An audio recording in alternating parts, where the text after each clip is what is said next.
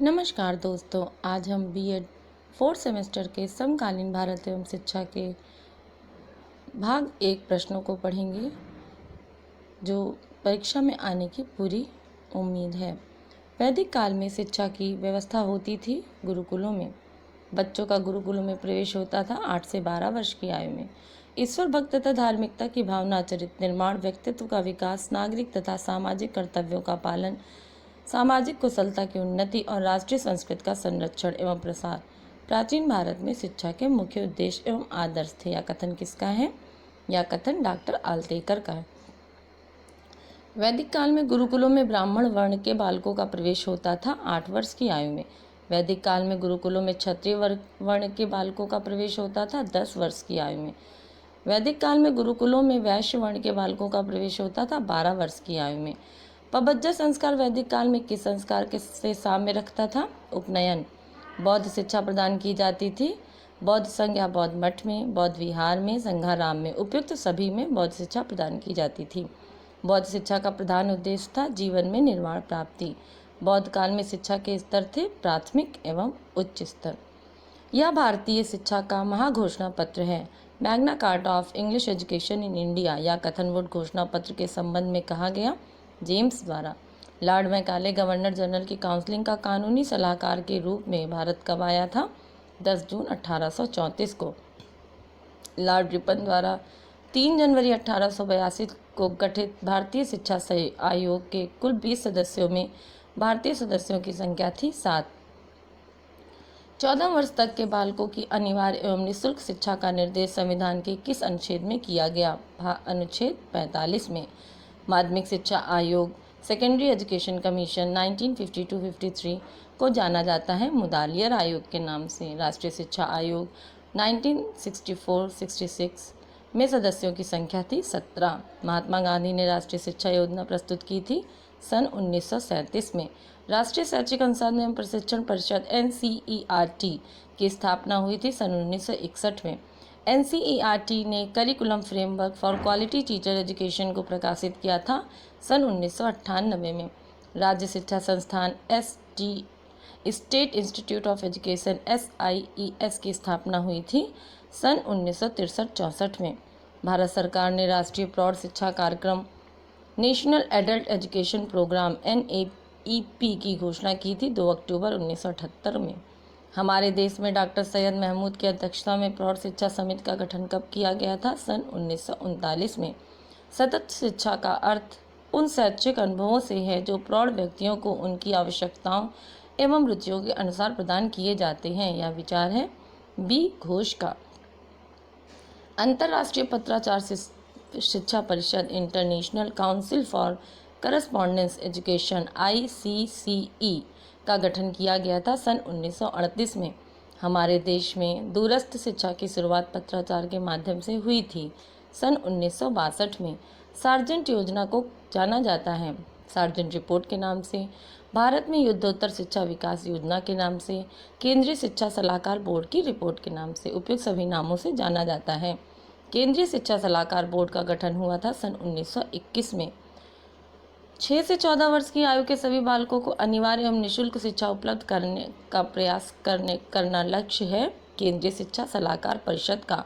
Operation black board योजना की घोषणा का लक्ष्य था अनिवार्य शिक्षा को सुचारू रूप से चलाने के लिए, प्राथमिक शिक्षा की गुणवत्ता बढ़ाने के लिए। दोनों ही इसके उद्देश्य थे।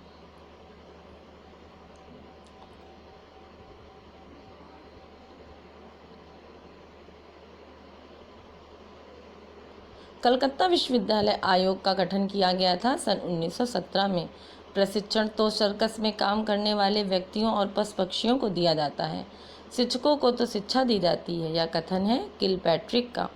प्रौढ़ शिक्षा को जाना जाता है समाज शिक्षा के नाम से। भारत में प्रौढ़ शिक्षा नीति का क्या अभिप्राय है? निरक्षरता के विरुद्ध संघर्ष।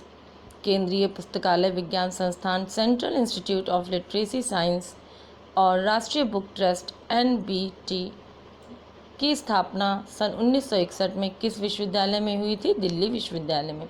पूर्ण साक्षरता अभियान टोटल लिटरेसी कैंपेन TLC चलाया गया था 8वीं पंचवर्षीय योजना में। प्रौढ़ शिक्षा की अवधारणा है जीना, सीखना और काम करना तीनों अभिन्न रूप से संबंध है। निरक्षरता व्यक्ति के विकास में बाधक है। विद्यालय शिक्षा के बाद शिक्षा का महत्व खत्म नहीं हो जाता, बल्कि इसकी आवश्यकता जीवन के प्रत्येक क्षेत्र में रहती है। ये सभी कथन प्रौढ़ शिक्षा की अवधारणा है। प्रौढ़ शिक्षा का वास्तविक उद्देश्य निरक्षर लोगों में सुनिश्चित मन निर्माण करना है। यह कथन है हुमायूं कबीर का। ज्ञान और कौशल से प्रशिक्षण देने वाली संस्था है औपचारिक संस्था। प्रौढ़ शिक्षा में मोटे तौर पर वे सभी औपचारिक शिक्षा सम्मिलित हैं जो प्रौढ़ों को दी जाती हैं। यह विचार है श्रीधर नाथ मुखर्जी का। साक्षरता प्राप्त करने के बाद प्रौढ़ पुनः निरक्षर हो जाते हैं। इसका समाधान कोठारी आयोग ने क्या बताया? सतत शिक्षा। केंद्रीय शिक्षा सलाहकार बोर्ड ने पत्राचार शिक्षा शुरू करने की संस्तुति प्रदान की सन 1961 में। उत्तर प्रदेश में पत्राचार शिक्षा संस्थान की स्थापना कब की गई थी? सन 1980 में। वेद किस भाषा में लिखे गए थे? संस्कृत। वैदिक कालीन शिक्षा का मुख्य उद्देश्य था आध्यात्मिक उन्नति। वैदिक कालीन शिक्षा का प्रमुख संस्कार था उपनयन संस्कार। वैदिक काल में शिक्षा का मुख्य केंद्र कौन सा था? तक्षशिला। चरण किसे कहते हैं? एक प्रकार के विद्यालय को। वैदिक कालीन शिक्षा की मुख्य भाषा कौन सी थी? विशुद्ध संस्कृत। वैदिक काल में गुरुकुलों में क्षत्रिय बालकों को प्रवेश किस उम्र में दिया जाता था? 11 वर्ष में दिया जाता है, लेकिन ऑप्शन में 10 है तो 10 पे टिक करेंगे। पबज्जा किसे कहते हैं? मठ में प्रवेश का संस्कार। निम्नलिखित में से कौन सा बौद्ध शिक्षा केंद्र था? ओदंतपुरी। वैदिक कालीन शिक्षा के बारे में कौन सा कथन असत्य है? शिक्षा का उद्देश्य मुख्यतः ज्ञान प्राप्त करना था। ऋग्वेद में मंडलों की शिक्षा है 10। उपनयन संस्कार क्यों किया जाता था? सुव्यवस्थित जीवन की आधारशिला रखने के लिए। वैदिक कालीन शिक्षा में पराविद्या में कौन सा विषय नहीं पढ़ाया जाता था? वाणिज्य शिक्षा। दर्शन, उपनिषद, नीतिशास्त्र पढ़ाए जाते थे, वाणिज्य शिक्षा नहीं पढ़ाया जाता। वैदिक कालीन शिक्षा सत्र की विशेषता क्या है? शिक्षा सत्र श्रावण मास की पूर्णिमा को शुरू होता था। वसु कहलाते थे वे विद्यार्थी जो 24 वर्षों तक शिक्षा ग्रहण करते थे। रुद्र कहलाते थे वे विद्यार्थी जो 36 वर्षों तक शिक्षा ग्रहण करते थे। वैदिक काल में शिक्षा की व्यवस्था हेतु धन कैसे उपलब्ध नहीं होता था? शिष्यों से प्राप्त शुल्क के द्वारा। बौद्ध काल में महोपाध्याय किसे पढ़ाते थे? सामनेर को। बुद्ध काल में बौद्ध शिक्षा का माध्यम कौन सी भाषा थी? पाली। भिक्षु कहाँ रहते थे? विहार में। बौद्ध काल में चिकित्सा विज्ञान की शिक्षा का मुख्य केंद्र कौन सा था? तक्षशिला। निम्न में से कौन सा बौद्धकालीन गुण नहीं है? मठों पर केंद्रीय बौद्ध संघ का नियंत्रण। बौद्ध काल में शिशु शिक्षा सामान्यता कितने वर्ष की थी? 8 वर्ष की। बौद्ध धर्म में समस्त दुखों से मुक्ति की अवस्था को कहा जाता था निर्वाण। संसार का सर्वप्रथम विश्वविद्यालय कौन सा था? तक्षशिला। बिस्मिल्लाह क्या है? शिक्षा प्रारंभ करने की एक रस्म। मुस्लिम शिक्षा में बिस्मिल्लाह खानी रस्म की आयु किस आयु पर होती थी? 4 वर्ष 4 माह 4 दिन पर। मदरसों में शिक्षा का माध्यम था फारसी। मुस्लिम काल में उच्च शिक्षा की व्यवस्था किन संस्थानों में होती थी? मदरसों में। मुस्लिम काल में तर्कशास्त्र एवं दर्शन की उपाधि थी फाजिल। मुस्लिम काल में धर्मशास्त्र के छात्र को कौन सी उपाधि दी जाती थी? आलिम। मुस्लिम काल में साहित्य के छात्र को कौन सी उपाधि दी जाती थी? काबिल। शाहजहां ने किस मुस्लिम शिक्षा केंद्र को सिराजे इंद कहा था? जौनपुर को। शुहरते आम की स्थापना किसने की थी? बाबर ने। मुस्लिम कालीन शिक्षा का मुख्य उद्देश्य था इस्लाम धर्म का प्रचार करना। मुस्लिम काल की राष्ट्रीय भाषा थी अरबी और फारसी दोनों। सर्वप्रथम अंग्रेजों द्वारा भारत में शिक्षा देने का उद्देश्य क्या था? ईसाई धर्म का प्रचार प्रसार।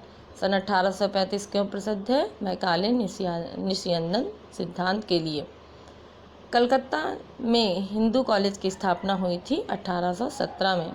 The Asiatic society of India की स्थापना किसने की थी? विलियम जोन्स ने। भारत में आधुनिक शिक्षा का जन्मदाता कहा जाता है चार्ल्स ग्रांट को। पूना में पूना संस्कृत कॉलेज की स्थापना किसने की? गवर्नर एल.फिज लाटन ने। जाकिर हुसैन समिति ने वर्धा शिक्षा योजना कब प्रस्तुत की थी? सन 1938 में। 19वीं शताब्दी के प्रारंभ में भारत में शिक्षा का प्रतिशत लगभग था 7%। बुद्ध घोषणा पत्र में प्रस्तुत सुझाव नहीं थे। लंदन विश्वविद्यालय की कलकत्ता एवं मद्रास शाखाएं खोली जाएं। निम्नलिखित आयोग समिति अध्यक्ष युगलों में से कौन सा असत्य है? माध्यमिक शिक्षा आयोग हरटांग, क्योंकि माध्यमिक शिक्षा आयोग के अध्यक्ष कौन थे? मुदालियर। हरटांग समिति फिलिप हरटांग। कलकत्ता विश्वविद्यालय आयोग माइकल सैडलर। हंटर आयोग विलियम हंटर। निस्यंदन छन्नीकरण सिद्धांत दिया था मैकाले ने। मैकाले भारत कब आया था? सन 1834 में। विलियम बेंटिंक ने अपनी शिक्षा नीति की घोषणा की थी सन 1835 में। शिक्षा नीति 1854 की घोषणा किसने की थी? चार्ल्स वुड ने। सन 1902 में भारत में कितने विश्वविद्यालय थे? 5। भारतीय विश्वविद्यालय आयोग 1902 में कितने भारतीय सदस्य थे? 2। गोखले ने प्राथमिक शिक्षा संबंधित विधेयक धारा सभा में कब प्रस्तुत किया था? सन 1911 में। संविधान की धारा 45 संबंधित है अनिवार्य निःशुल्क सार्वभौमिक शिक्षा से। तो दोस्तों ये वीडियो यहीं पर समाप्त होता है। इन प्रश्नों को ध्यान से सुनिए, पढ़िए। ये प्रश्न आपकी परीक्षा में आने की संभावना है।